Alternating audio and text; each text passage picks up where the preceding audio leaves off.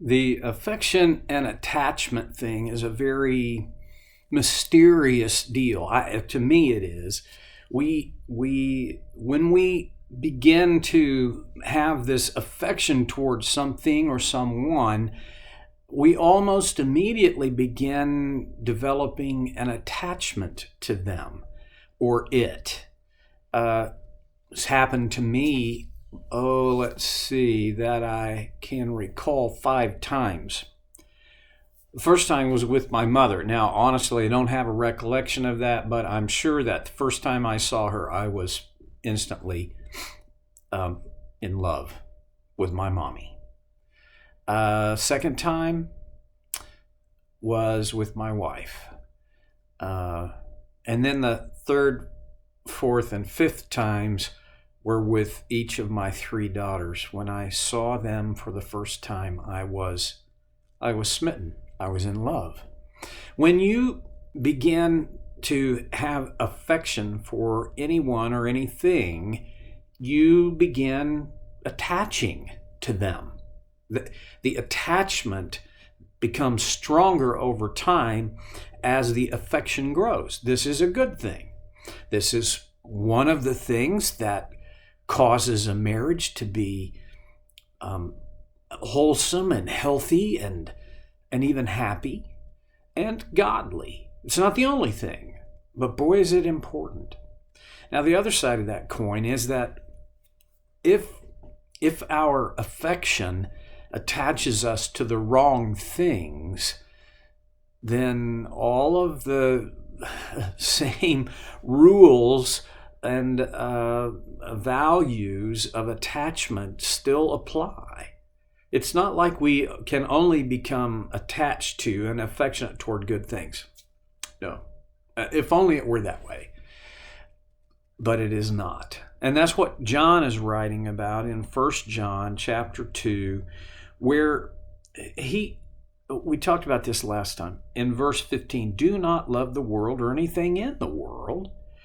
If anyone loves the world, love for the Father is not in them.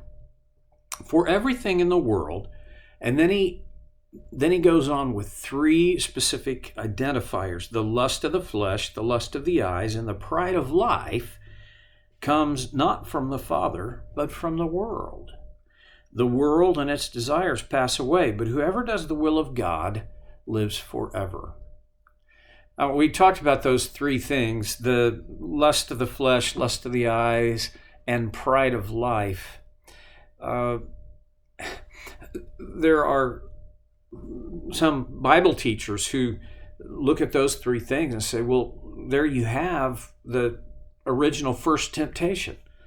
Lust of the flesh, lust of the eyes, pride of life. Satan appealed to the lust of the flesh. You want the taste of this. Lust of the eye, it's good, it's beautiful. And the pride of life. Wouldn't you like to be as smart as God? Well, Satan has always been able to adapt to a changing culture, but his adaptations are only on a cultural level. You see, his main ploy remains the same. He just applies it differently as times and technology change.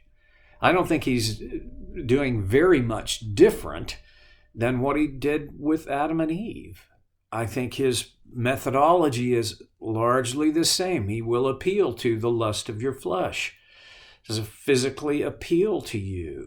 Does it seem, lust of the eye. Does it look good to you? And the pride of life. Wouldn't you like? That's still, the battleground is still your mind. It's still your heart.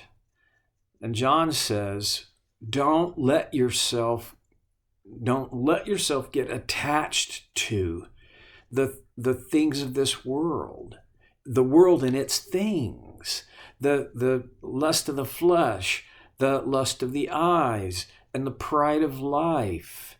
You can put I think you can put all temptation, and then when temptation is given into, all sin fits in that bucket of those three categories. So don't give in. Do not love the world or anything in the world.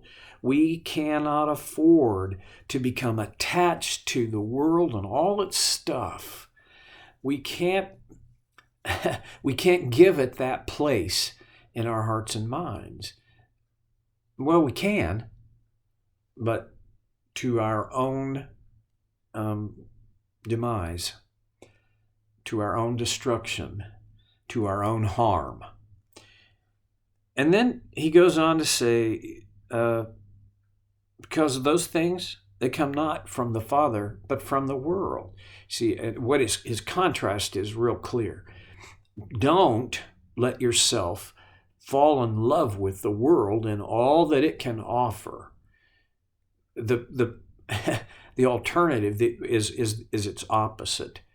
So fall in love with the Father. And here's why. Everything the Father wants for you is good for you. And oh, by the way, he's not a father who's poking and hoping. He's not a father who's making this up as he goes along. He's not a father like I was. He's a perfect father. He never makes mistakes. There's not a possibility of him ever having an error of judgment. He doesn't wonder about what's in the future because he already knows. He's the author. He sees the past, the present, and the future all in one glance. It's beyond our understanding and comprehension. But when you fall in love with him, you set yourself in a position to be more able to say no to the others. It's like when I don't want to be too cavalier with this, but I'm deeply in love with my wife, and I don't. As a result of that, the more deeply in love I am with her, the more that love is cultivated, the less attractive any other, woman would be for me. And so among the many reasons for me to cultivate my affection and my attraction to her is that as I strengthen that, I strengthen the guard against any kind of inappropriate or sinful otherwise. And that's how it works. See, Jesus, I'll come back to this. I said it last time. Jesus said you can't serve two masters. You're either going to love the one or hate the other. You can't. He was talking about money in that case, but I think the principle is clear. Wherever your affection is, that's where your commitment will go. Make sure. John is saying, don't fall in love with the world, and here's why. Because it's empty. It makes promises that it can't keep. It'd be easy for me to camp out here on promises that can't be kept. I'll just go this far. If just do an experiment. If you watch TV, and I'm pretty sure you probably do, then pay attention to the advertisements on this level. Evaluate them. And here's what you're evaluating. Can they keep the promise they make or imply? And there are some who do, and they can and they do, right? OxyClean is going to keep your laundry cleaner. Well, yeah, they can make that claim because they can pull it off. But a new Cadillac's going to totally change your life. No, that's a promise nobody could keep. No thing can do that. See, that's where I'm going. The world will always make promises that it cannot keep. God is incapable of not keeping his word. There's this huge contrast. And then he goes on and he says, as if to seal the deal in verse 17, the world and its desires pass away, See, all of that it's just so temporary. Well, you have to get old to see the temporary nature of it. It's not just temporary in my experience. It's brittle. It's fragile. It's unsustainable. But he goes on, whoever does the will of God lives forever. And there's a whole bunch in that. I don't think I need to unpack every single piece of it, but it is worth a brief camp out, okay? For whoever does the will of God lives forever. Not the will of God lives forever, but whoever does the will of God lives forever. When, you see, there's a part of all of us that is eternal. When God the Father said to God the Son and God the Holy Spirit as he began his work of creation, when he said, let us make man in our image, part of that image is our eternal nature. This has to do with the soul. I don't think anybody that I've never read, and I've tried to read as broadly as I can to discover what is the definition of the soul. It's a difficult thing to nail down, but I do know this. It exists and it is eternal. And John says, here's the thing. The big contrast is if your affection, if your attachment is to the world and the things in the world, it will pass away. Those desires are going to pass away. But the one who does the will of God lives forever. This is not the one who knows the will of God. This is not the one who thinks the will of God is a good idea. This is the one who does the will of God. Now, you don't make God like you anymore or love you anymore by doing his will. What happens when you do his will is you receive the benefits of doing his will. And that sounds a little bit like a quid pro quo thing. It's not so much that as it's positioning yourself so that you can receive what God has always wanted to give you. I position myself to be able to most receive his grace by doing his will. And the first aspect of his will is to accept his grace. That's his will for all. Peter wrote it. We studied it before. God's desire is that all should come to repentance, that no one should perish. How do you do that? You do that by saying yes to God's grace on his terms. But it starts there. Whoever does the will of God lives forever.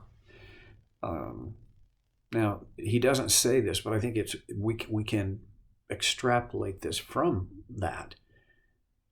People who don't do the will of God also live forever.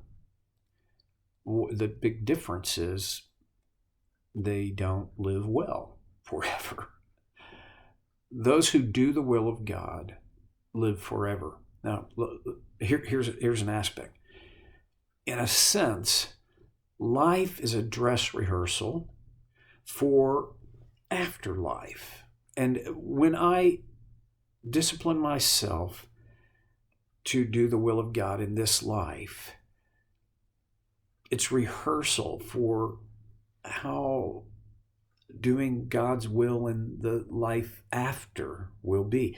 I can't quite connect all the dots well enough on that to make it make sense to anybody, but I do think this: God delights in us, period.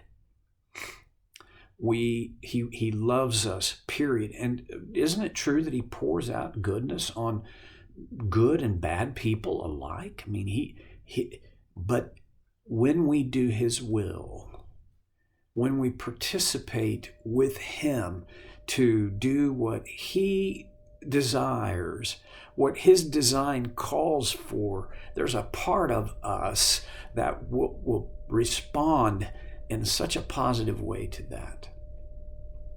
well, I've dug in a ditch deep enough that I can't get out of it in the 3 or 4 seconds I've got left. So I got to come back to this. So maybe you can join me again next time on Soap Care with Stevie Boy.